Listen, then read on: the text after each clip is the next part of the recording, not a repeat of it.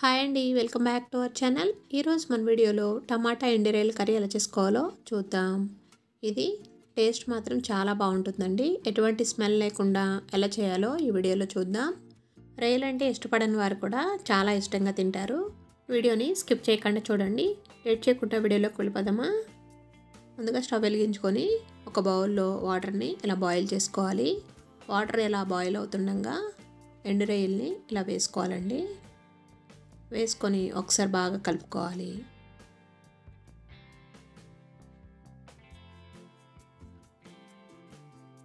ఇలా కలుపుకొని stove off చేసేసుకొని ఒక 10 నిమిషాలు ఈ వాటర్లోనే రొయ్యల్ని అలా ఉంచుకోవాలండి.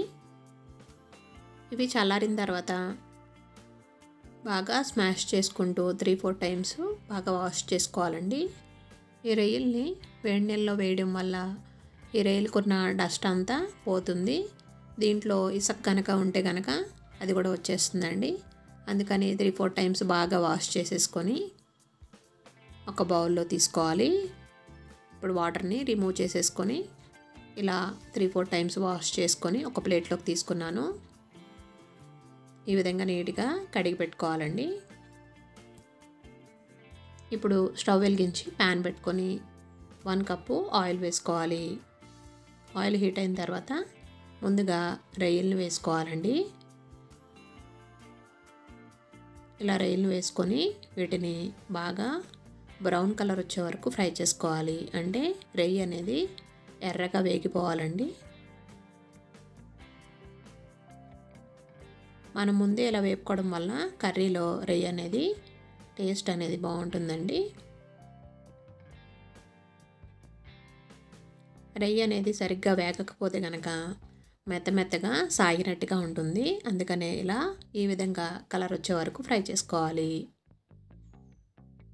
ఇప్పుడు రొయ్యలు ఫ్రై అయిపోయినాయండి. వీటిని ఒక బౌల్లోకి తీసేసుకుందాం.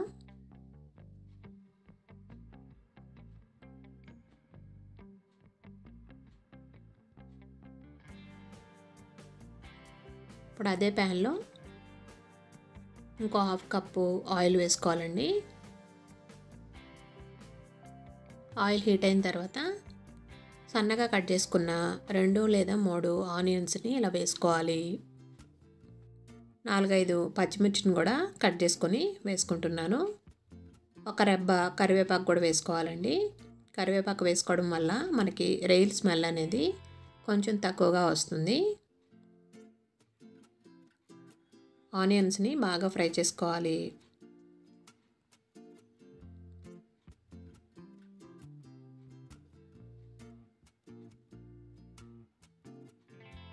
ఒక 5 నిమిషాలు మూత పెట్టుకొని కుక్ చేసుకున్నామంటే ఉల్లిపాయలు అనేవి తొందరగా మగ్గిపోతాయండి. కొంచెం ఈ విధంగా మగ్గిన తర్వాత 2 టమాటాలని ముక్కల కింద కట్ చేసుకొని వేసుకుంటున్నాను. 1/2 టేబుల్ స్పూన్ పసుపు, 1 టేబుల్ స్పూన్ కళ్ళుప్పు వేసుకోవాలండి. ఈ రెండింటిని వేసుకోవడం వల్ల టమాటా ఆనియన్స్ బాగా తొందరగా మగ్గిపోతాయి. ఇలా వేసుకొని ఒకసారి బాగా కలుపుకోవాలి.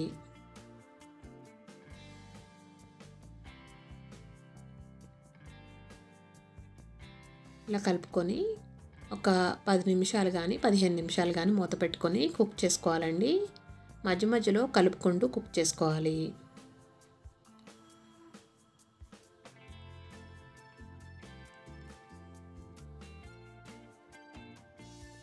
మధ్య మధ్యలో కలుపుకుంటూ ఈ విధంగా ఉల్లిపాయలు టమాటాలని బాగా మగ్గనిచ్చాం కదండి. ఇప్పుడు ఇవి ఆల్మోస్ట్ మగ్గిపోయినాయండి. దీంట్లో రొయ్యల్ని యాడ్ చేసుకుందాం. మనం ముందుగా ఫ్రై చేసుకున్న రొయ్యల్ని కూడా ఇప్పుడు యాడ్ చేసుకోవాలి.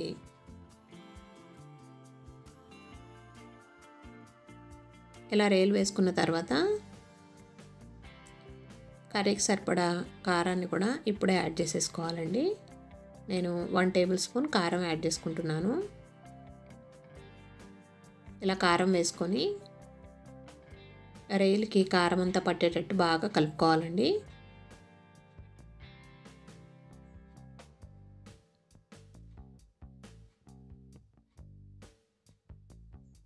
కారం వేసుకున్న వెంటనే వాటర్ అనేవి యాడ్ చేయకూడదండి.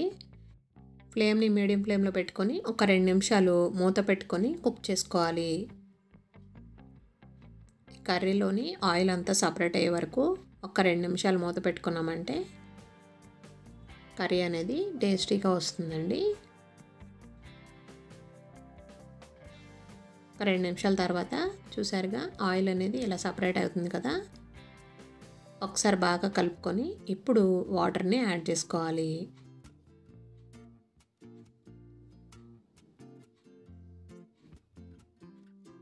వన్ కప్పు వాటర్ని వేసుకుంటున్నానండి.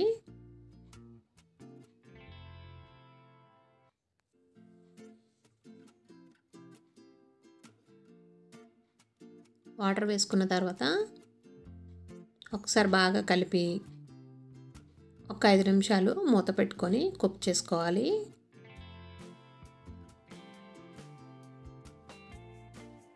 ఈ కర్రీ అంతా దగ్గరగా అయ్యే వరకు కుక్ చేసుకోవాలండి. ఒక 5 నిమిషాలు అయితే సరిపోతుంది. సాల్ట్ని కూడా ఒకసారి చెక్ చేసుకొని సరిపోకపోతే కొంచెం సాల్ట్ని యాడ్ చేసుకొని మూత పెట్టుకొని ఒక 5 నిమిషాలు కుక్ చేసుకుంటున్నాను.